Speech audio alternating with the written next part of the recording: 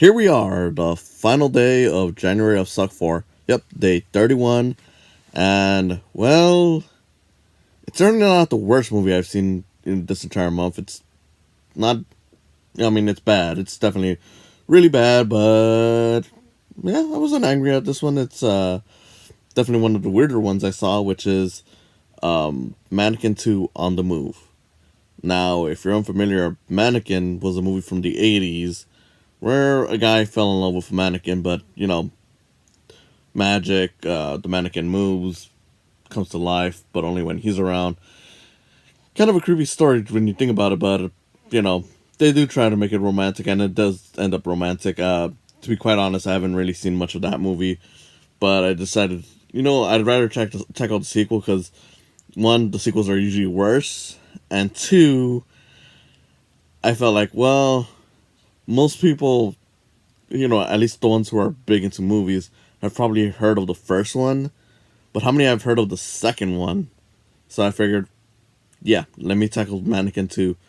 And again, it's bad, it's weird, it's stupid, it's not good, but it's certainly not something that I walked away being mad from. It was just kind of like, yeah, that was stupid.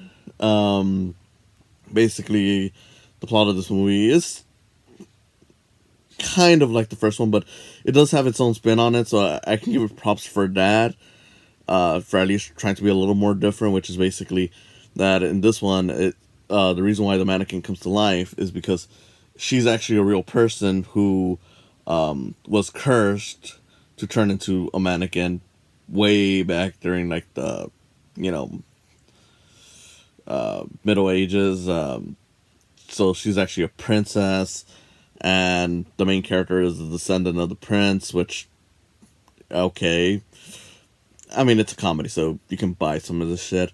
And for the most part, the movie is pretty much about them, falling in love with each other, while I'm not sure if it's supposed to be a descendant or the actual sorcerer from the past. I know that the princess mentions that he's a sorcerer, but then again, it could be a descendant, but I don't know. That part did kind of weird me out, and maybe it's because parts of this I was getting a little distracted, and I'll admit that's often a problem with a lot of these bad movies, is that you can easily get distracted because you don't really want to focus in on a bad movie. And of course, if I was doing this as a more serious thing, I would try even harder, maybe watch it a few more times just to get an idea of, what was going on. But, as a first time viewing, as something where I'm kind of like, I don't really care, it's easy to get distracted. Now, this isn't to say I wasn't paying attention, just that there are minor details that I'm going to be missing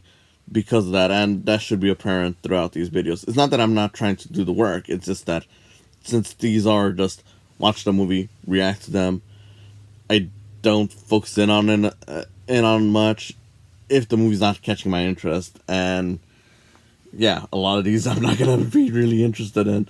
But putting that aside, I think it's supposed to be the original guy based on everything we see, but again, it could be wrong just because a lot of the characters that pop up in the opening do come back again as descendants of who they're supposed to be. But then again, since it's a sorcerer, could be the same guy. Anyways, not a detail that they really dwell on too much. So he's trying to get her back home, pretty much keep her as a mannequin. She doesn't want to be a mannequin anymore because, of course, human. And, it's just a fish out of water story, but with the mannequin kind of thing.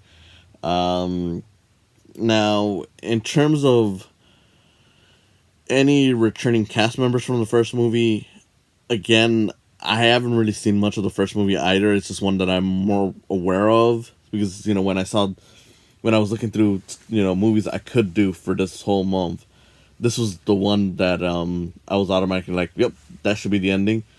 Because I remember, like, okay, I've heard of the first one, didn't really hear of the second one, but I figured, okay, if I'm going to do one of these, I should probably go with the second one, even though technically the first one isn't well liked either.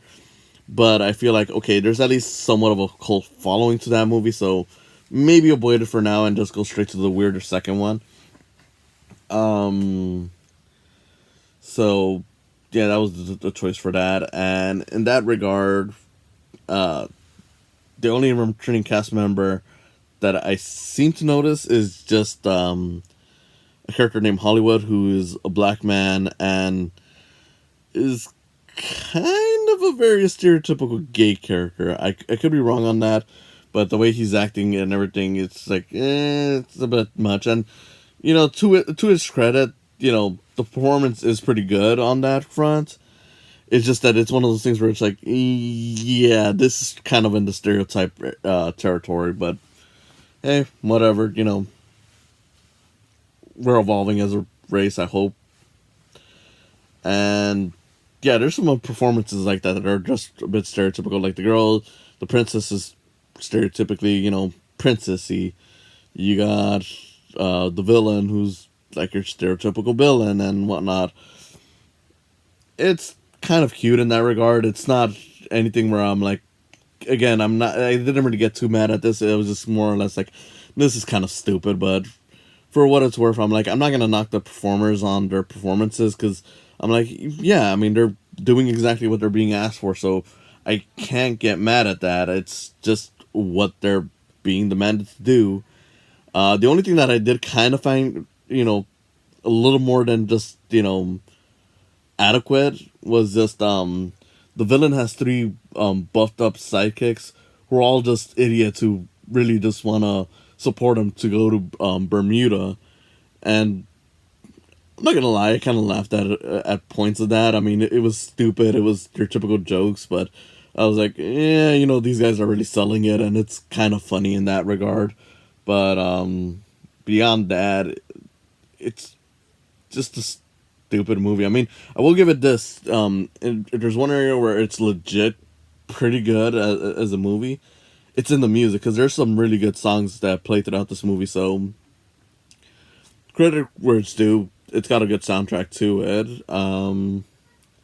Beyond that, it's just a silly movie. It's not really good. I mean, you have several points where it's like, okay, this could end, or the character could have figured this out, moments ago. Like at one point in the movie, the princess turns back into a mannequin because she puts on the necklace that basically traps her in that form, and it's like, okay, I get how she didn't know that would happen, kind of, but when it came to the main character, it's like, you kind of should have figured it out, given that which point did she come to life, and what was she not wearing when she was alive? I don't know. That felt a bit much. And then of course we get a third act chase, but then that leads into, no, we got to do another third act scene, but this time in a stage play, and it leads to another third act chase, and it's all a bit much. Like the movie could have really been over by the time the character got home with her, and she was there relaxing instead of trying to draw it out. But I get it. You want to make the movie longer just to get more people, and well, I don't agree with that, but I get it. It's stupid, but I don't know. That's the movie in a nutshell. It's just stupid. It's just not really well thought out. It's doing its job, but at the same time, its job is not really good. So can't really praise it, but I can't really get mad at it. It's just a movie that I don't enjoy and I don't recommend. But at the same time, I can acknowledge that I understand the work that's going into it, which is the most important thing that I've learned doing these generative sucks, is understanding when a movie is legit awful, and when it's just a bad movie that is doing its job, and you can see the work being put into it. It's just not really you know working for it. And again, even movies like that can be really awful. I mean, you look at something like Batman v Superman, which isn't one that I've ever done on these. Maybe someday, where basically it has effort being put into it, but it's so damn awful that you can't ignore it.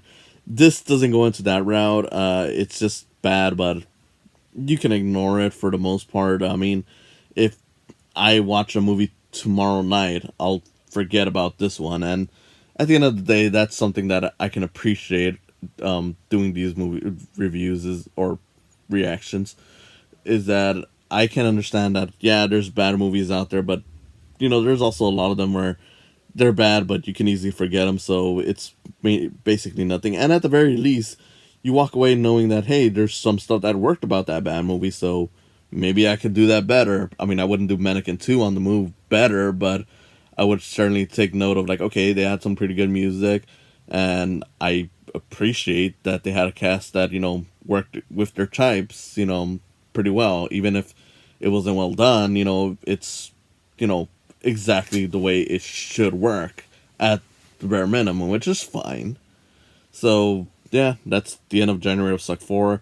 If you felt I wasn't getting mad enough, I don't know what to say. I mean, like I said, I've done 4 of these already. I was never gonna be all that mad at these.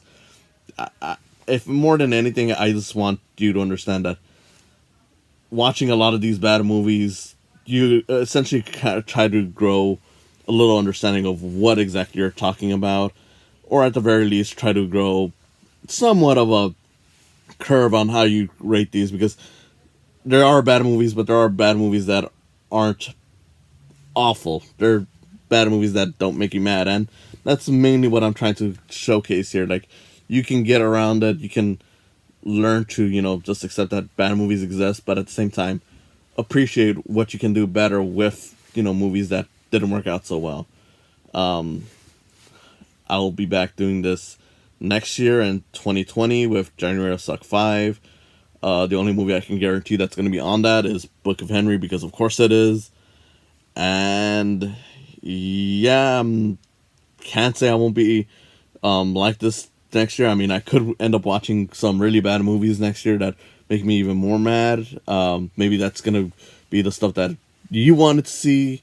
I can't guarantee you, but along the way, I do hope to provide some more videos for you that you may enjoy. Not for me getting me mad, but for me, voicing my opinion in a more clear, concise way.